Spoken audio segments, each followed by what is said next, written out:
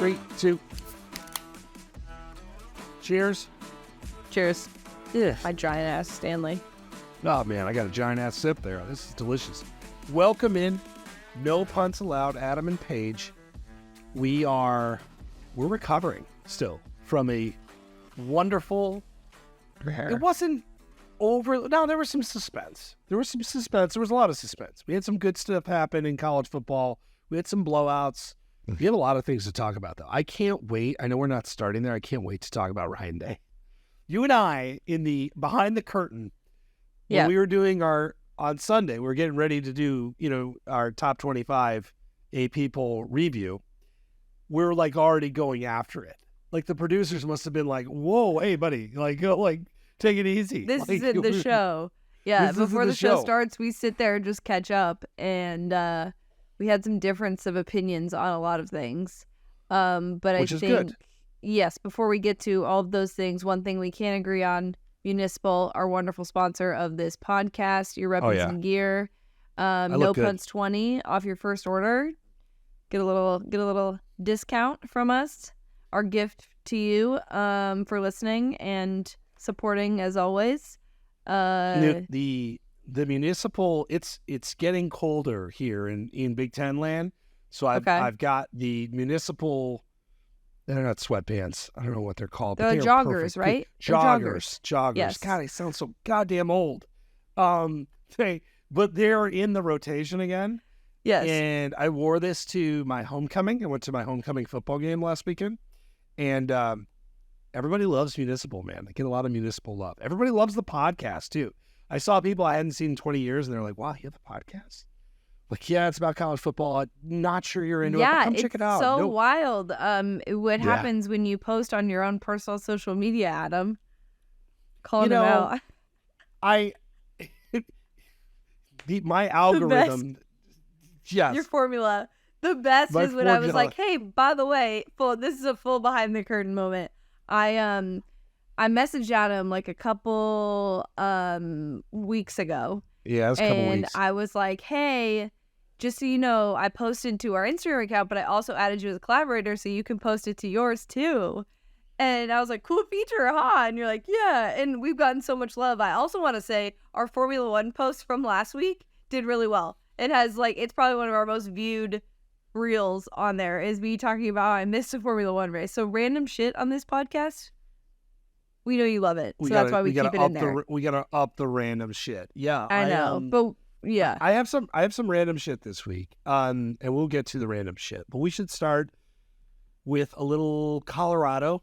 There's so many different places to begin, but the whole Colorado dream season came undone. I'm so mad I didn't make money off of this. So mad I didn't. The line was 21. I'm just mad at myself. We should have done it. Well, and we just questioned it because I didn't want to lose money on that. That's something I didn't want to be wrong about. I figured that Oregon would beat them. I wasn't sure it was going to be by 21. Obviously they did clobber them. But I just wasn't ready. I didn't want to bet against Colorado. I didn't feel like it. Fair enough. I like that. I didn't feel like it. No, that's all good. I didn't. The vibes are not there for me. I will say I'm exhausted. I know we want to talk about the game and the trash talk. I think there's a couple things this week that I think I'm over. I think I'm done with Colorado. After this discussion, I think I need a Colorado cleanse. Fast. Yeah, okay. Cleanse. Fair. It's and here's why. It's a super interesting story. Why can't the takes just be reasonable? Why can't we just have reasonable Colorado takes? I wrote a reasonable Colorado take, I thought. You did on Saturday. I tried. Hey, this is an amazing story. Deion's right when he says this is the worst they're going to be. As long as he's there, he's right. And good for him. They deserve a lot of credit, and they got whooped. The laughable commentary about how, Oregon needed some extensive tape and insight from the brotherhood of coaching to help beat Colorado was the most laughable thing I've seen on television. I don't understand. It's not like Deion's running some offense that we've never seen before, and that, you know what I mean? I don't. That was so ridiculous, and I also the apologists of like, oh, now everyone's dancing on the graves of Colorado. If you talk that much talk, you are going to get people talking back. I'm so sick. When did we become so soft? When did we become so soft? People coming at Dan Lanning saying that like, oh, he's doing it for clicks. He knew what you were doing, bringing the cameras in there. No, he was doing it for recruiting because he knows that that's what Deion's been doing. It's all for recruiting. It is all for recruiting. And to be fair, my favorite part of this whole thing was that Colorado's stance on this was like, oh, we don't talk directly to them. We worry about us.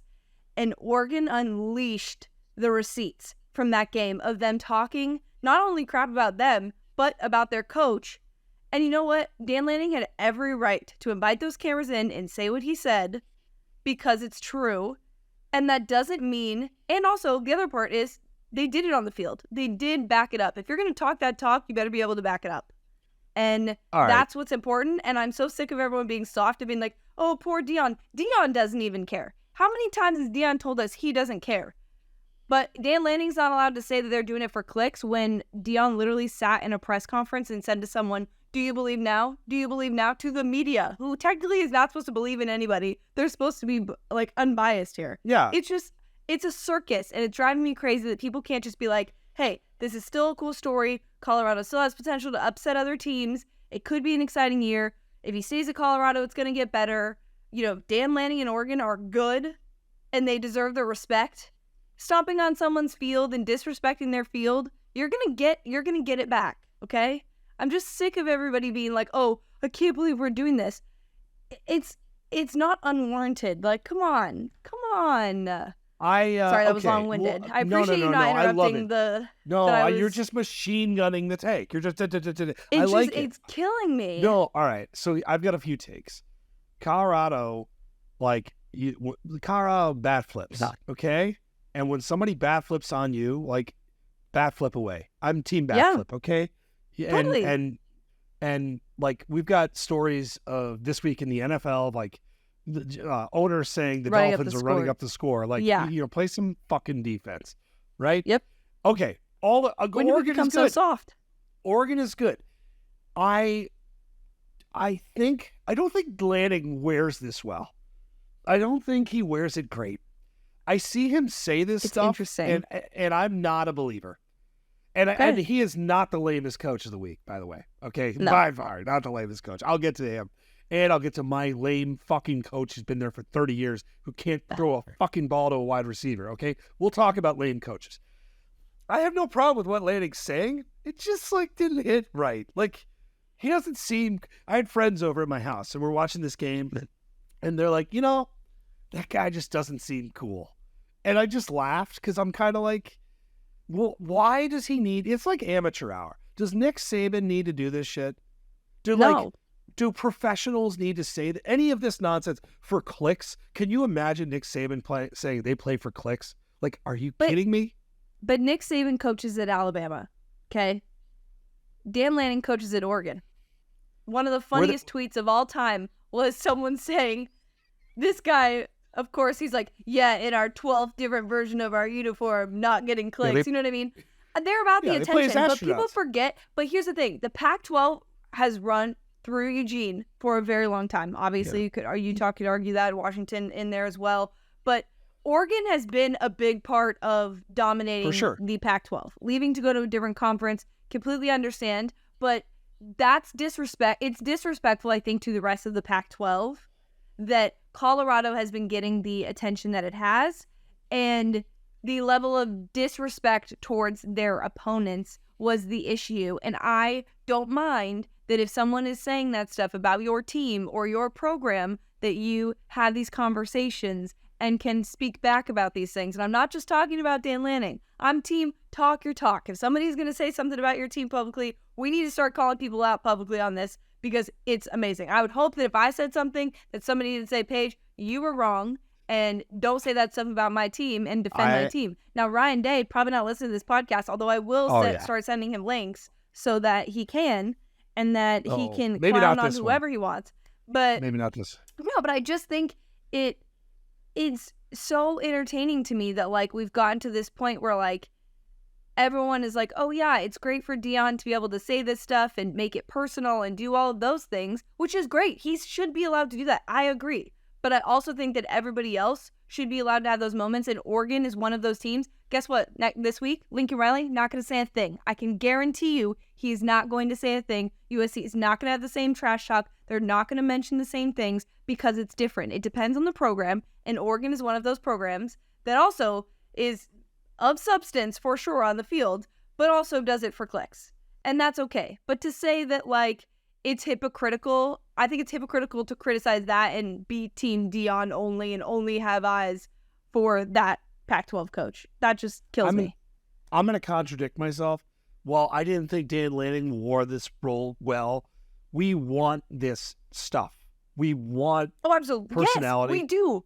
We do, but suddenly, all of a sudden, mainstream media doesn't. They're like, oh, okay. And I mean, they love it because it's talking points. Like, it's talking Skip points, Bayless but then they're talking about this. Feeling bad for Deion, who doesn't care, by the way. I already said this. I will repeat this. Deion literally doesn't care what anyone says about him or is putting out there. And if Dan Lanning needs to say that stuff to get his team to drop an absolute hammer on Colorado, so be it. I don't care. Do it. Good for Dan Lanning. By the way, team, like, we have to assemble the Bo Nix caravan again. We do. I want to get that back together. Hand up, let me say this. I am the world's biggest Oregon hater. That's how you know that this has driven me crazy, is because I always, any opportunity I get, I will bag on Oregon. Any chance.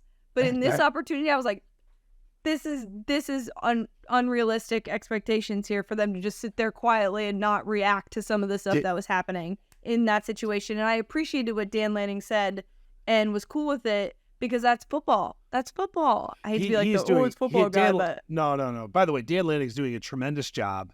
You want to connect the dots to somebody that could replace Nick Saban? That guy makes a lot of sense. Like, that guy makes a ton of sense. I don't want to do this game, but Bo Nix, amazing. They could have won that game 90-6, like, if they wanted to. Like, they could have. Now, let's talk about Ryan Day. Okay. You can go first. All right. You give me the floor, I'll give you the floor. I can't stop thinking about you win this game in wild fashion. 4th downs, 3rd downs, basically a walk-off touchdown, right? They had 10 players on the field. That's a disaster for Notre Dame. It's the second time they've done it this year. Also a disaster. You win this game. You're handed the mic. Adam Kramer, this is the biggest moment of your life. Tell me what you're thinking right now. I'd like to thank my teammates. I'd like to thank my wife. I'd like to thank God. I'd like to thank coaches. I'd like to thank all the players. What a tremendous effort. No, Adam. I want to know where fucking Lou Holtz is right now. That is never not going to be funny to me. Lou Holtz, did you see him? I don't want to make fun of an elderly man. He's very old. He's very old. He's slumped in his chair. He's saying things elderly men say. It was behind the curtain real quick when you and I were talking over the weekend. I said, well, he's like my grandfather. And then I had to remind you that I don't have any living grandfathers. And it was awkward and weird in a perfectly no puns way. But to call out Lou Holtz, like, and to do it like he's like a WWE heel, like he's got a good set of pipes, actually, Ryan Day. Shout out to the pipes. Yeah, he does. He's like, he was getting into the church. Like, he's getting into his church. Like, oh man, he could just cast that thing out. His preacher voice. He plays so hard. Lou Holtz. Lou Holtz is an old man who just talked a little shit. When you acknowledge him, you let us in to know where you're at. It's much different than Dan Lanning. Dan Lanning is talking relevant shit, okay? Relevant shit to pump up his team. Ryan Day has decided that he's picking a fight with Lou Holtz, and I fucking love it. Yeah. I mean, I'm sorry. Here's the thing, is a lot of people agree with you. I can't sit here and say that, like, talk your talk and not let Ryan Day do the same, because here's why. I also think this is a culmination of Ryan Day just being beat to pieces publicly and not flinching once. He has not said anything disrespectful about the criticism of him. He's alluded to the fact that it's, tough, but he doesn't care and he just keeps focused. And like I said about Dan Lanning, do whatever you need to do to get your guys going. Like, if he was doing it because it was more of like, I've got my guys' backs, and if someone's going to say something, I'm going to say something back. And that's the kind of stuff that, like, that probably came up in the locker room. Like, they probably knew about that. Like, no, the obviously, players are like, who the fuck is Lou Holtz? That's what his players doubt are it. saying. No, they're being doubted. They use anything they can. But also, like I said, this has been 2 years of Ryan Day being just beat up for not winning big games. And in his mind, that was a big game. And he took that opportunity to be like, you know what? Stop talking about Ohio State and me being on the, quote, hot seat when I'm actually really good at this, even though that game was a terrible, terrible display of his coaching ability and some serious flaws in his decision-making. By the way, that's the part about it that was comical, was like, of all the games, like, hey, buddy, you beat Michigan? Go ahead and talk that talk, okay? Go ahead and get out there and say, I told you so, stop talking your talk about me, okay? I totally get that. So I understand why it seemed a little off, but I do get, after a while, you just get frustrated and you just let it out, and you do want to defend those players. And again, it all goes back to recruiting and the things that are out there. He's saying these things and as a coach protecting his guys. And like that's a big deal. Like that's the football guy thing, And I'm okay with it, and I understand that Lou Holtz is old, but also, like, if you're gonna let people be on TV and talk about this stuff, then fair game. It's fair game, in my opinion. I don't care if my grandpa said that stuff. I would hope that somebody would call my grandpa out. Shoot, I would. I like Lou Holtz responded again and was just like, yeah, you know what, beat Michigan, you suck. Like Lou Holtz is just like, don't engage Lou Holtz. Honestly, I would give anything for this Ohio State team to beat Michigan and let Ryan Day do that all over again. That would bring me so much joy because I do really like Ryan Day. I will say the other person that called someone out was Jake Dickert, who's the head coach for Washington State, and he talked about how Lee Corso made a comment on game day. I don't know. You had said that he maybe misinterpreted what he was saying. Yes. There was confusion about like the nobody cares bowl or the nobody wants them bowl. Like, and yes, he apologized, but not even apologized. Did you see his response yesterday? Like to the comments, like, no, Dickert, the coach. No. He actually, like, in a weekend of coaches, he like gave he called Lee Corso over the weekend. Yeah. He talked to him. He gave game day a lot of pride. Obviously, Washington State flag is on it, and basically he just unloaded and saying we're all really frustrated. It's going to change all of our lives, and I'm defending our program and our players. Yeah. Actually, it's super articulate, like very like in the moment. Clearly got caught up. He's doing a hell of a job, by the way. And did a really good job with this. And to that point, like, I think there's so much going on in college football, like with the Ryan Day stuff, like the conversation around should he be the Ohio State coach can be very frustrating. The conversation that surrounds and the focus that's been on Colorado, super frustrating for other programs. Washington State, obviously being left behind in the Pac-12, very frustrating. There's just so much going on that I think that's why we're seeing a lot of this stuff. We saw Matt Campbell last week react to somebody saying he was on the hot seat. Like, things are just escalated a little bit. Everybody's a little on edge, kind of like we talked about earlier. Everybody is a little on edge right now, and you know what? I'm okay with everybody airing out their grievances, having adult conversations about this, and maybe getting something from communicating about this stuff. Because to be fair, like, it is hard when people make fun of, I can imagine, like, we poke fun at the fact that the Pac-12 is now done. And, as someone who is a big Pac-12 fan, like, I yesterday tweeted this. I was like, I cannot believe we let Larry Scott ruin this. Like, this conference, like, there was, like, 10.5 million viewers of the Colorado-Oregon game, and it was a blowout. Like, it makes me so sad. And so I can't imagine what it's like to coach at a program that's involved in the Pac-12, that especially the ones that are being left behind for other places. Like, that has to be really, really hard and sad. it's like if you're giving everything to your job, then you want to be respected.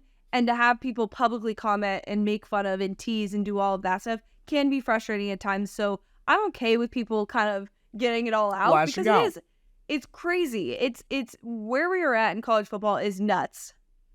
Ryan Day needs to punch up, right? Call out Jim Harbaugh. Like, and you know what, Jim Harbaugh? Suck it. Oh, for saying that he started on third base or whatever? Yeah. And this is for you, Jim Harbaugh. We're really just struggling today. I lost my headphone. I couldn't even hear you. I don't punch Lou Holtz, man. Like Ryan Day. And you know what? In fairness, I will agree. Ryan Day has like maybe the hardest job in college football. Yes. Where he can win 90% of his games, and we're like, you know what, dude kind of sucks. And you're right, had some horrible calls. Oh my God. Horrible calls He in this makes game, it easy sometimes.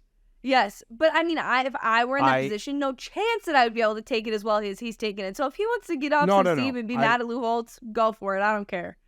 Wow, this is quite the rant we've just had today, but I'm going to let you. We're about to get into the best form of this rant. So as an Iowa guy, let's let you have the floor after this weekend. Especially, I'm not trying to make things worse, but I'm about to. Remember when you told me that Iowa was good for 10 points? Yeah. And that over didn't hit?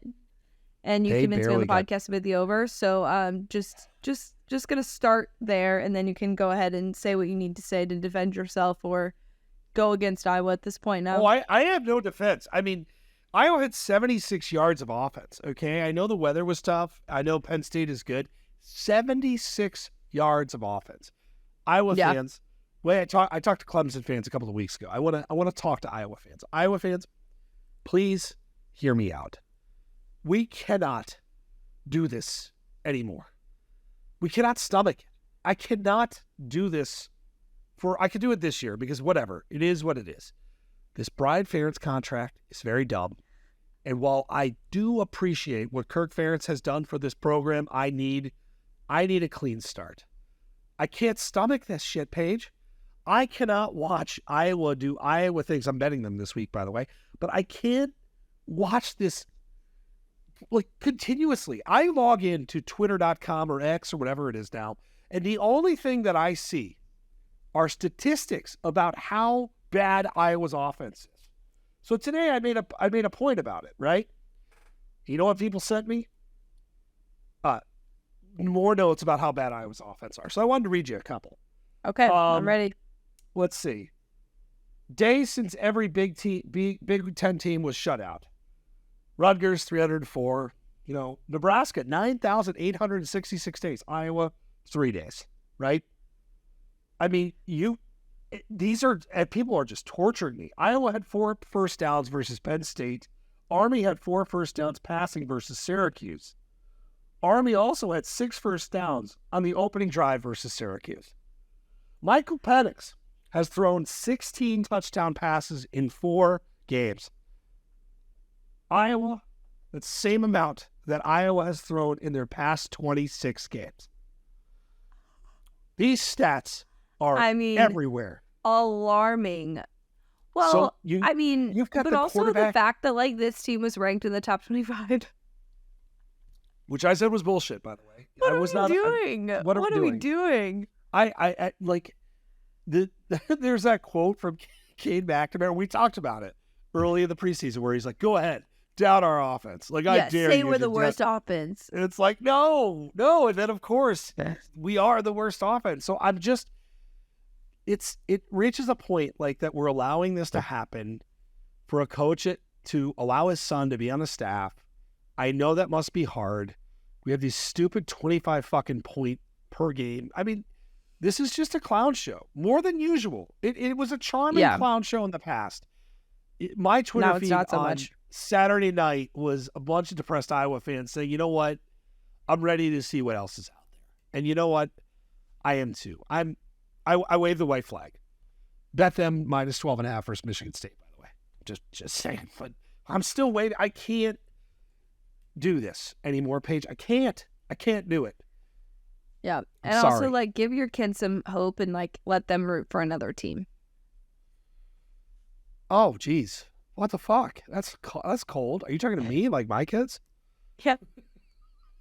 You're telling my kids to abandon me?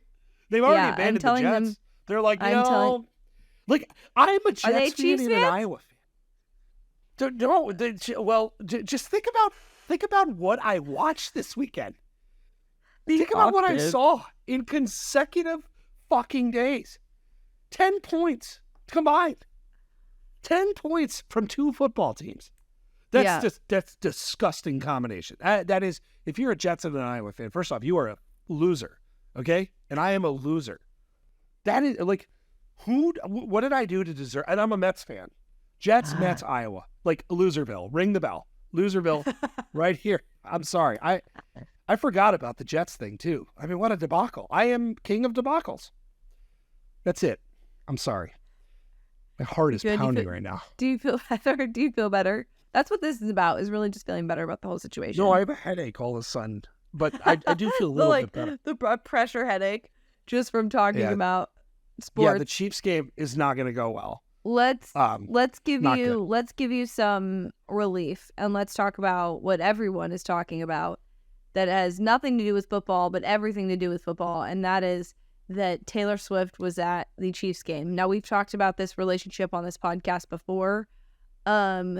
I was at a bridal shower on Sunday, and when it started to, the Shefty tweet went out, there started to be pictures, everything started to happen, my phone blew up because this is my Roman Empire, which, by the way, it's weird that I haven't asked you how often you think about the Roman Empire.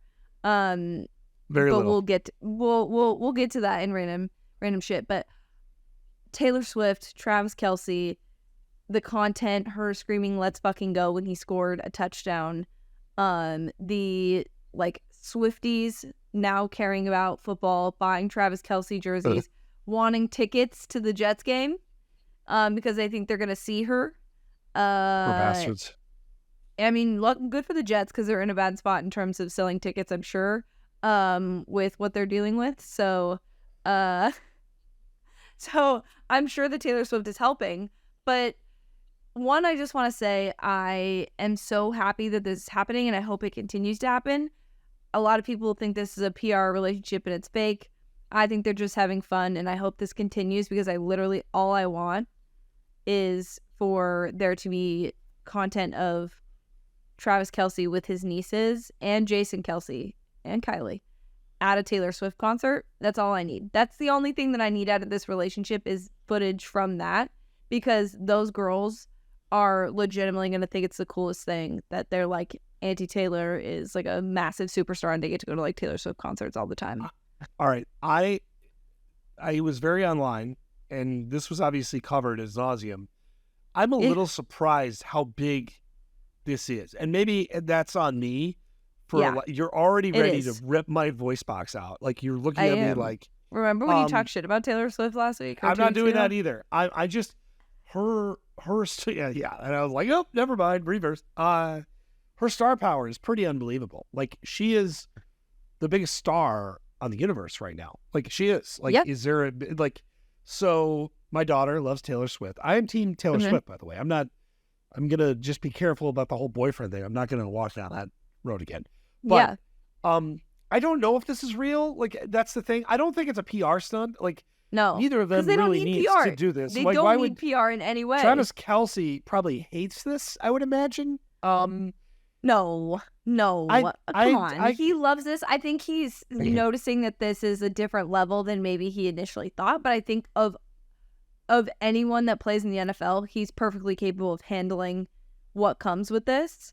I mean, the comment section of his posts are absolutely hilarious. They're like Taylor Swift fans being like, "Are you our new dad?"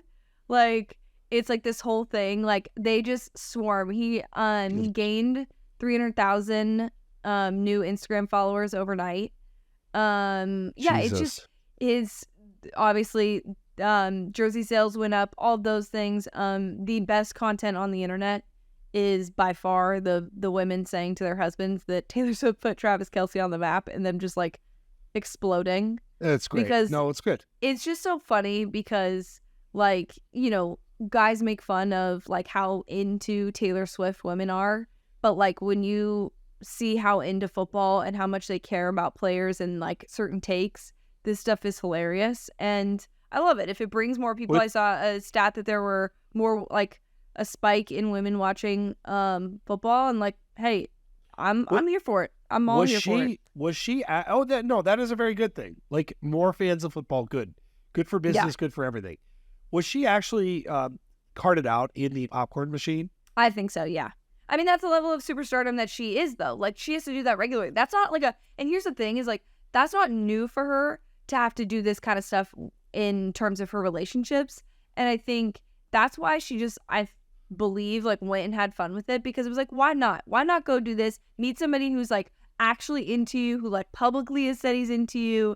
And, like, you know what? Worst case scenario, it doesn't work out. It's fine. But at least she, like, tried and had fun and, like, got to go to a football game and, like, made the internet, go crazy. And the other theory, I don't know if this is like deep Taylor Swift rabbit hole, but like the Usher was announced as the NFL or the Super Bowl performer, and Kim Kardashian was in like the thing. There's like a beef between like Taylor and the Kardashians and stuff with like Kanye and everything, and everyone was like, look at Taylor just like wiping that announcement off the planet, and the NFL totally buying into it. They changed their Instagram bios, they changed their TikTok bios. They've done everything to surround themselves with Taylor Swift. The other part of this that I've mentioned before, I'm so happy that this is happening, because it's like grown men talking about Taylor Swift, and like in a good way, and on NFL broadcasts. And I know there's just some guys at home just like raging because they're like, we just want to talk about football. And it's not a woman saying it for them to get mad at. It's everybody talking about it, so you can't really get mad because it's just a part of it. Yeah. So ultimately, it's the greatest, because this is like my two worlds like just colliding together. It's like the greatest for me, because like I obviously love Taylor Swift, but I also just love like the whole like girly girl community, and like being into things so intensely and having it mesh with the football world is like the best thing possible. But I will say, I think he talked about it on his podcast. So of course, I watched that like immediately this morning, and was very sweet and respectful. And yeah, I hope it continues, and I hope she continues going to games and having fun. She was living her best life. I mean, he rented out a restaurant afterwards for her and like his mom and all of his friends and his teammates, and like, why not? You know what I mean? She's dropping the F-bomb in front of the mom pretty quick, like. But of all moms, like, come on. Well, but mom didn't look thrilled. Like, what? Mom didn't look thrilled. Insane. The mom didn't look thrilled. You are insane. You know what? You Someone are insane. has to. I mean, no. That is of all the takes you could have had against it. Like, one of my best friends was like, look, I think this is silly. You're like, mom didn't look thrilled. Donna was literally living her best life. Her future daughter-in-law could be Taylor Swift. Like, she's one of them. She's the most famous mom of all the moms. Why not have the most famous person in the world? I get that. Like, Taylor's like, let's back and go, and like, mom's just like golf clapping. Whatever. You're reading too much into it. Someone has to keep levity on the Swift conversation. No. You just want me to go like enormous. Yes, I want you to be into this too. My daughter, this will bring you back to my side. My Olivia is being a Swiftie for Halloween. That is okay. That is what she's being. Do you know what era? Come again? What? Do you know what era? No, I don't even know that's a Taylor thing. Swift. You have to pick an era? Do you know? Like, this is no. I do you know? Wait, hold on. So she's being like Taylor Swift for Halloween. I think she's being a Swiftie. Which is a Taylor Swift fan. So she's just dressed. She's just dressing up in Taylor Swift stuff. Okay, so it's probably just the gear and stuff. Or she had like a costume. Paige, have you seen it? I am. You can't come into this conversation without. Next week, I'm going to need details of what's happening. I am on a need to know. I'm on a need to know basis. Okay, and right now, this is what I know. I will get more intel. Was she aware that Taylor Swift was at a football game this weekend? What era? Yeah, yes. I know what era. She was aware that that Taylor was at a football game this weekend. Did you turn it on? Yes. the football game? What were we doing? No, I was at a indoor water park. Yeah, you were at the water park. I forgot. I totally forgot, which we're going to get to. But it was on as I was waiting 28 minutes to get a single beer. It was on at the indoor water park. So I did see some of it. Sounds like you had a thrilling time. But yes, happy for all of the Taylor Swift and Travis Kelce content going forward. I'm fine with it. Welcome to the Swifties who are football fans now. Y'all are pretty fucking intense, though. I'll say that. Wow. Like, y'all are taking over the world. Like, football it's a dominating force. It is like, it's intimidating. Like, I'm scared. Like, a little, like, I respect y'all. I like the movement. I'm respectfully scared. Her. I'm respectfully scared. Yeah. Like, I'm just like backing away. It's like, the sheer magnitude of this is amazing. It was, everybody was talking about it and it was incredible. It makes me so happy. Like nothing else really matters in the world. Well, there's one thing that matters in the world, and that's Washington football. Yes. I know this is an awkward transition. Let's get to the college football. Thank you for letting me have that moment. I want one more. This is a positive rant. We've ranted about negatives of coaches and what they've said, and Swifties is all positive largely. But I am all for Washington just beating the living shit out of teams. And what I love about this conversation, because we talk about polarizing, they haven't really played anybody, but they're just killing teams, and it's so good. They're so good. I did bet Michael Penix to win the Heisman. That was my pick before the season. And guess what? Now he's a Heisman favorite. Now he's a Heisman favorite. I get to shoot a video after we talk for PR bidding. Talk about the Heisman race now. I don't know if that's going to work out. But this is very different. Like, this is them, like, up 14-0 before the offense is on the field. They're doing it in different ways. They're doing it with offense. They're doing it with defense. They play Arizona. They play your team this week, right? Like, this is I believe Washington plays Arizona.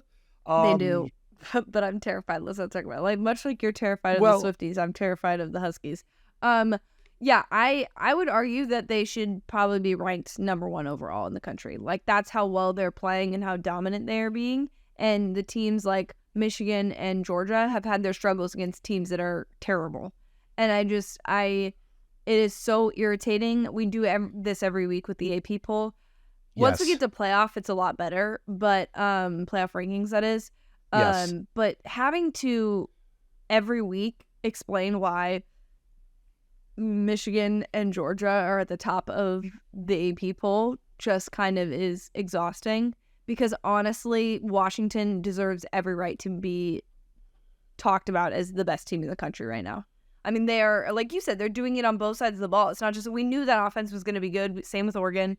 But defensively, that was the question. Can they, not only create point opportunities, but make stops? And it's, because obviously that's a knock on USC, who, by the way, looks like hot doo-doo on defense still. That was not great. That was not good. I just, I don't know where Washington goes. But I think you got Arizona, you got to buy. Then they play Oregon, right? And I believe it's at home. It's just a great deal of fun to watch. That's going to be such a good game. Holy smokes. I can't wait. That will shatter, if those two teams can dominate, that will shatter all kinds of records in terms of people watching, because it'll be such a good game. You know what's interesting, though? Because, Washington is very polarizing. Kind of like Colorado, but different. Because I think you have a huge number of people that think that Washington is still they're not playing anybody. They've played Michigan State. See, and I'd argue this: they've played Boise State 56-19, Tulsa 43-10, Michigan State 41-7, and Cal 59-32. By the way, Cal is almost a 2-touchdown favorite over Arizona State, who isn't very good, but showed some heart against USC. They haven't played a great team, but they're not playing duds either. They're playing Power 5 schools. Yeah. And they're beating them mercifully. They are handing it to these teams, and that's the difference between them and Michigan and Georgia. Because I would say the competition is probably better that Washington has played, but if you put them, say they're just even. The way that that Washington has beat these teams has been significantly more dominant and less concerning in moments. Not to say that Georgia and Michigan haven't been dominant in certain games, and obviously scores at the end of the game will tell you that. But if you watch them play, it's been pretty consistent for Washington. And I don't think that publicly and in the media, in anything, we're talking about it enough. I think Washington and Penn State are two teams that, like, you know, got hype certainly coming into the year, but I don't think that we've taken them seriously yet. And obviously we haven't gotten to big enough games to really judge. But that Washington-Oregon game is going to be a all-out fight, and I cannot wait. It's going to be so good. Would you like to talk about this week's games? Is there anything else? Yes. We didn't talk about... Oh, you had something? No, you first. I was going to say, we didn't talk about Notre Dame. I do, because we were so busy talking about Ohio State, and that, first of all, I think, one, obviously, there's no moral victories, but I feel like that was a moral victory for Notre Dame. That was a tough fought game. I was glad to see they didn't fall really far in the AP poll, because I do think people still respect them, and they do still have a decent schedule moving forward. But it's like, I kind of wanted to discuss maybe like what you think potential is for this specific team, because again, you know, that was a big one to kind of let go. Yeah. And especially when you were in it. Do you think there's still potential playoff hope here if they win the rest of their games? It's so sad. And I have thoughts on their game against Duke, at least a total in locks. But as I think it was Bud Elliott, make a pretty compelling point about their schedule the rest of the way. So they play at Duke. Duke's pretty good. Obviously, the point spread's under a touchdown. You play Louisville, undefeated right now. You play USC. Pitt is fucking terrible. I don't know what happened to them. Clemson, you play at Clemson, and then Wake Forest and Stanford. So, like, I mean, this schedule has some teeth. But it's tough because if you're behind, you lost Ohio State. So let's say it's Michigan, Ohio State. And this was the point that Bud made. Like, the Pac-12 is loaded right now. The schedule is loaded.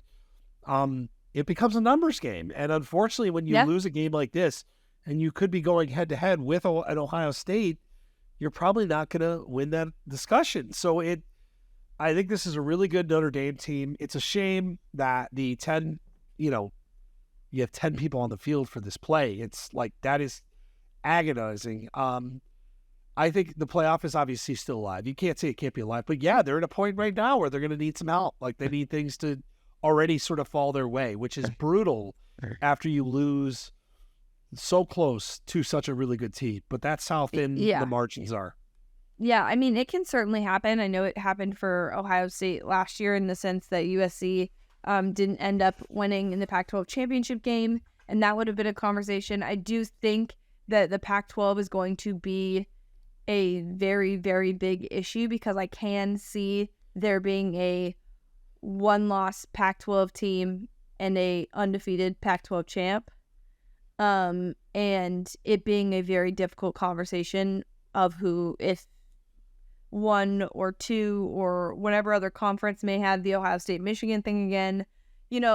It's certainly the Big Ten and the Pac-12 are certainly a problem. I know, Florida State obviously going to be in that conversation, and hopefully they don't lose a close game that, they've been in a couple close games, so I'm a little worried that they're going to lose a game they shouldn't and do like a Clemsoning sort of situation and kind of knock themselves out of it. But I could see the Pac-12 not doing what it usually does and actually getting to a place where two teams could be in that conversation, especially because divisions are gone this year, and it's the two best teams in the conference that are playing each other. And they won't. I don't believe that Washington plays USC during the regular season. By the way, for Notre Dame, that's like as heartbreaking of a football loss. Oh my gosh! As you will see during the regular season, that is as gut wrenching of a loss as you can draw up. Yeah. By the way, I was wrong. USC and Washington do play each other in November. Who was I thinking that didn't play each other? That could be considered maybe Utah and Washington. I got Utah thoughts too, by the way. Utah, Washington play each other. Yeah, I don't know what I'm thinking. Anyway, it's gonna be battle royale.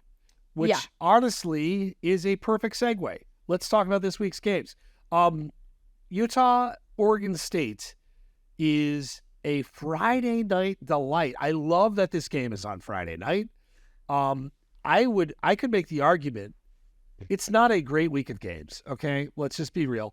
I gotta slow down. I get very excited. I have this game in my locks of the week, so I will be careful. But you want to look at the chaos that is the Pac-12. Look no further than undefeated Utah getting points against a team that just kind of came undone against Washington State. Like, this is the depth of the conference. So I love absolutely. What time does this game start at? 8 p.m. Central Time on a Friday night. Kids are asleep. Wine is like aggressively being poured. Like, yes, this is all like 100% 5 stars for me. Okay. And I'll pick. That'll be in my locks of the week. I just realized right now that I didn't put them in the docs, so. Oh, I know where you're going. I think we're going head to head. No. I think we're gonna be on the same side. All right. Well, we'll have to see. Yes, other games that are this week. Texas and Kansas. It's a tough betting game for me. I'm praying not in for my you on this one. You think this is gonna be a problem for Texas? Yeah. Like, it's just always a weird game. I don't think it's gonna be a blowout. So it's a big number at 16.5. Right? Let me make sure that like what our updated line is here. 16.5. The total is 63.5. Kansas is quietly good again. They're ranked again. I don't have this in the locks. My thoughts on I've said so many things about Texas. I feel like I just you like love play Texas the, play so the much, hits. but again, it would be so typical Texas to beat Alabama and then lose to Kansas. The Texas vibes right now, though, feel pretty immaculate. Like, they are not doing Texas shit at the moment. Okay. Play this clip next week when they do, like, the most Texas shit and lose to Kansas again. They've lost to Kansas when Kansas was bad. This Kansas team is fun. Who's Kansas beat, though? They just beat BYU. They beat Illinois. That was a good win. They beat Nevada. Close. They beat Missouri State. I think Texas may kick the shit out of them. I'm going to go ahead and record and say I think Texas is going to hold me. I think this is exercising the demons. And then Sark's going to call out fucking, what's an old man that I could call out? Some just random old guy. Like, afterwards. Okay. Like that. Call out old coaches. That's what Sark's going to do. Really harping on this Ryan Day thing. Thoughts on Duke I'm sorry. Notre Dame? You said you had thoughts on Duke and Notre Dame. I've got a thought on the total. I think it's one of the hardest games to bet on the board. I don't know if you have extensive thoughts here. Like, no, I gave credit where credit was due this week for UNC and Duke. I think they both have proven that they're respectable enough to be in the top 25. I was a little concerned. I thought that game against Clemson maybe was a fluke, but I think Duke looks pretty good. I don't think they beat Notre Dame, but we'll see. I'm asking you an impossible question, but like, what is the Notre Dame mindset? Because if there's going to be a hangover, like this could be the ultimate hangover. They can't. You know what I mean? Yeah, but I don't think so, because you know that you have to keep winning. Like, and you saw what happened to Clemson. Like, I think you're able to get yourself back in a situation, and you're not going to overlook this team. I really don't think they will. I'm glad this next is week a night. Be the same. No, I'm glad this is a night game, because it's like you do a sleepy game at Duke, and you're like it. I don't know if it would go as well. Like, Sam Hartman cures a lot of these concerns, but Duke's pretty good. Like, Duke is like they have not a lot of points. Yeah, the quarterback is really good at both running and throwing. I think Duke may be outmatched, but like they did it with Clemson, and Clemson may not be as bad as we thought either, even though they lost. Yeah. Did you see the Florida-Kentucky line? 1.5, I believe. Yeah. Hold on, Kentucky. let me double check. What is that? Kentucky. Kentucky is favored. You like Kentucky? No, I'm just saying that Kentucky is favored. I did not. Why is Kentucky favored? Kentucky's been decent, though. Like, they've been okay. I guess it's at home, like, but like, yeah. I mean, that's weird to me. I mean, don't get me wrong. The fact that the Florida Tennessee thing in the top 25, that was a little wild. But I think to your point about the Oregon State Utah game, this is a little strange that you're giving Florida points here. I got to give a shout out to the Tennessee fan who got up in my Twitter mentions after our AP poll stream and started giving me shit. This guy remembered that I picked Utah State to beat Tennessee when Chucky Keaton was the quarterback and was calling me on it. I got mad respect for this guy. He goes, wow. He sent me like 4 tweets, and then he said he wasn't following me, and then he started following me, and he started calling me out that I picked Chucky Keaton to beat Tennessee, and like, dude, mad respect. If you can hold a grudge, when did Chucky Keaton played? Like 4 or 5 years ago. Love Chucky Keaton, by the way, big Chucky Keaton guy. If this guy's gonna call me out, I gotta love it. I mean, that's a grudge right there. That's a multi-year. That is a grudge. I don't even remember if they played, but he said it repeatedly. Like, the internet never lies, of course. Yeah, but that's bullshit, by the way, that Tennessee's ranked above Florida. Glad you brought it up. Okay, one more. USC Colorado. Are they in your locks? Do you? No. I don't know what to do with this game. I'm not betting. Yeah, I told you I'm not betting against Colorado. I'm not. It's not the vibe for me. It's really not. I think I'm going to go under the total. It's not a lock, but I feel like we're going a little goofy with these totals. 73.5 is a ton of points. Is a ton. I know both these offensives can score. I know both these quarterbacks can score. I actually tend to lean Colorado in the under.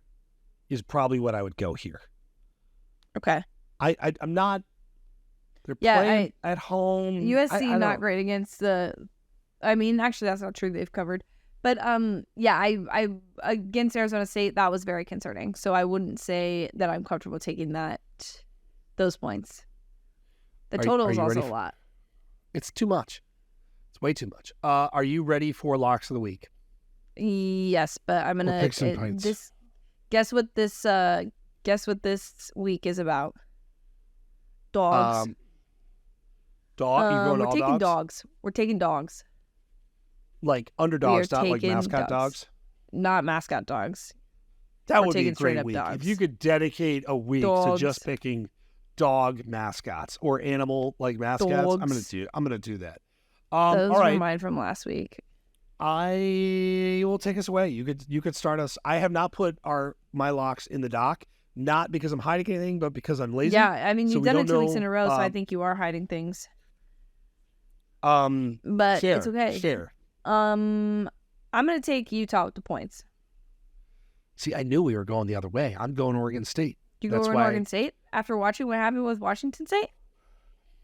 Oregon State is my gather up the chips, gather them up, and slide them to the middle of the table. Okay. I love this. I love home field advantage Paige in the Pac-12 is just fucking bananas. If it's in Oregon, Oregon wins. If it's in Washington, Washington wins.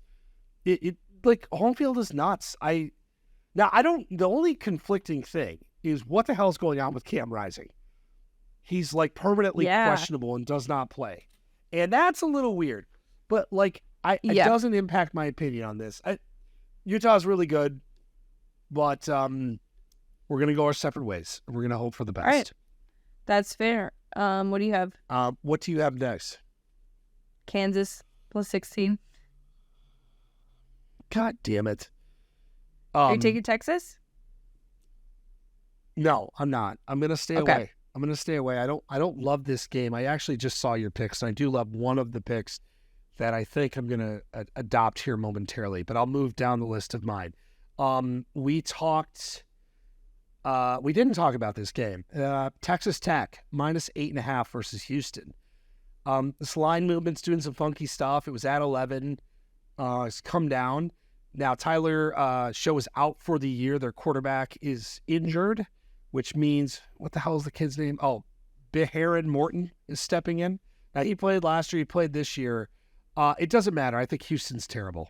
I think Houston is terrible. Texas Tech, by the way, I made some predictions this year, some good, some bad. I thought Texas Tech would be a threat to potentially win the Big 12. They have been dreadful, like really, really bad. They get right, at least for this week. All right. I'm going to take Florida. Give me that 1.5. Sorry, Kentucky. So that was a weird game, but I'm taking it. It is a weird game. I like it. I don't have many thoughts, but I wanted to have a side in that, and I don't. I do really like Auburn plus 14 versus Georgia. We did not talk about this game. Wow.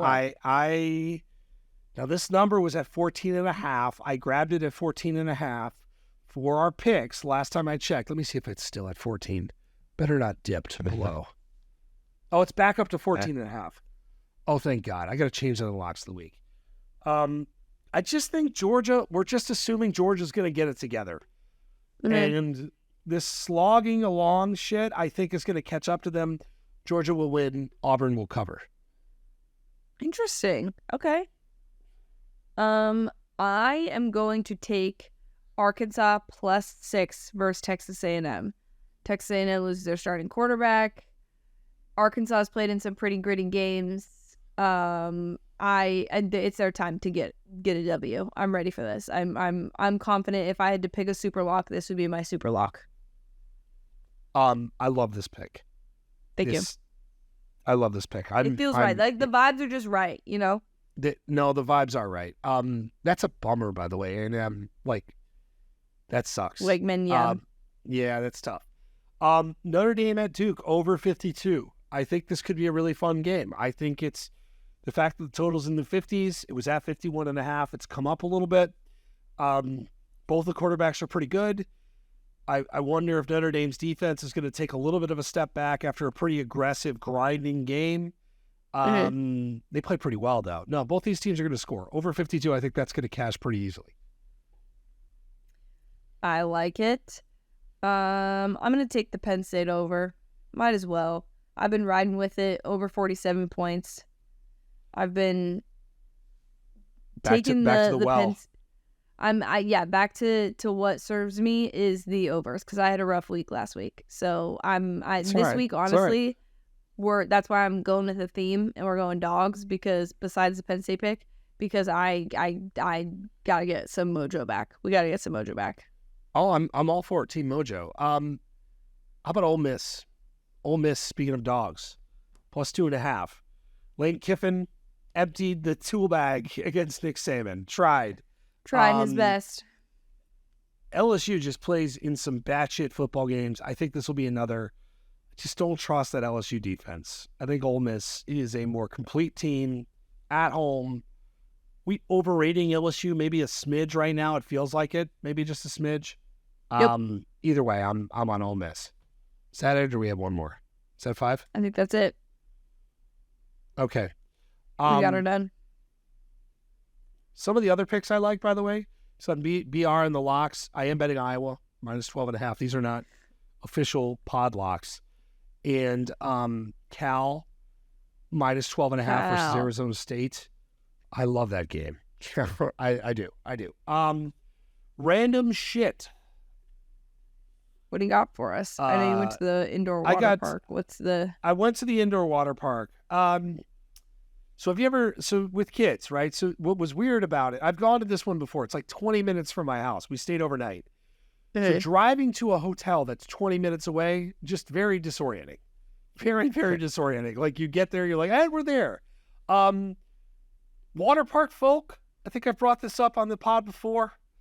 Water park folk are interesting, man. You got the adults that are just there to get hammered.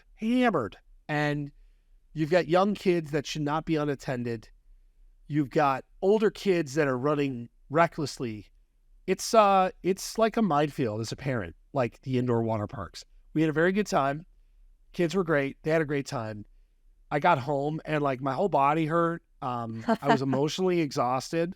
It was like that was a vacation, like air quote. And that's my other thing. you talk like with parent, like when you take a vacation with kids, we have to put some asterisks air quotes next to the term vacation. It doesn't count. Like it doesn't count as a vacation. I work on Tuesday and people are like, well, how was your vacation? It's like, fucking buddy, like no, I need a vacation from the vacation. But we still had fun and all as well. So that was my big random shit of the week. I don't have random shit, but I just wanted to tell the people that have continued to remind me that I have to sing on this podcast still a fight song. There are multiple people that have been reminding me in the comments of a lot of our stuff and in my own personal DMs. I will get around to learning those lyrics. I looked it up today. Was not mentally prepared to remember it today. But I promise you guys, you will get the Alabama fight song, whatever it is. Yeah. So people are messaging you about this? Yeah. I mean, Jason is one of them, but there's other people in my DMs as well. 2 other people. Wow. I know. Do you want to hear you sing? Which is hilarious because like you don't want to hear me sing. Like I can talk for days and I love the sound of this voice, but the singing voice is not. That only makes it more like that's going to make it right. Because if I were to sing, well, it would not be good. It would be and also when it's like bad. not your team's fight song, like I could sing the Arizona one and like the beat and the rhythm, but when you're like watching YouTube videos of like you're to get the rhythm down, I'm like fight with all your might, okay, like I don't know. Oh no, I think an even better thing is we sing fight songs out of tune, like we just like Adam sing the Rutgers fight song, like and then boom, no YouTube research, just there it is. Oh, that's even better. Just sing it. I can do the beat of the Michigan one because it was my high school fight song and I was a cheerleader. So every time we scored a touchdown, we had to do the like, go Pinnacle High School, go fight, win. Pinnacle High School, we will cheer. See, you're cheering. You don't have a bad. That's like practicing on to victory. Dun, are you workshopping your voice right now just to see if it'll play? Yeah, just to test out. Testing, 1, 2, 3. Yeah. No, but that's like mine. Also like that's me talking the fight song. But yeah, I know that every single time Michigan scores and I hear it, all I think of is like, and I can still do the cheer that goes with it. Maybe not the toe touch part, but I don't know if did I mention my kids are singing "In Heaven There Is No Beer"? So after Iowa wins, Iowa fans sing "In Heaven There Is No Beer, that's why we drink it here." Like it's the song. So I sing it, okay? I hum this around the house. I sing it, and like they're singing it in public places now, and people are getting a little alarmed when they hear Jack singing "In Heaven There Is No Beer." Like great parenting. And like, my Caitlin is not thrilled with the parenting. Like they're gonna sing this in school and get in trouble. It's like, well, if it's an Iowa fan, they're gonna get some extra credit. But yes, it is. Be careful. You could end up. I mean, the extreme of that is like neck for LSU. I don't know. Which, by the way, was like one of my greatest moments of my career was when they were winning in the national championship game. Joe Burrow's on the bike, just keeping his legs warm, and they're playing, and he's doing this, like they scream out what they scream out, and if you know, you know. It was probably one of the coolest things I have ever witnessed, and it was hilarious. It is. There were children present, which probably isn't great, but it was awesome. Yeah, that will be the black belt. We're working right now on the orange belt of fandom. But when they get to that, and then it makes the Dixieland Delight. That's a good one. There's lots of college football, man. College football, man. All right, well, this will be a good week. Actually, I think this will be a weird week. There's some weirdness potential. It's not a great week. There's going to be an upset. There'll be a big upset that we do not see coming. We will be here for it. We will talk about it next week, and we will talk to you guys soon.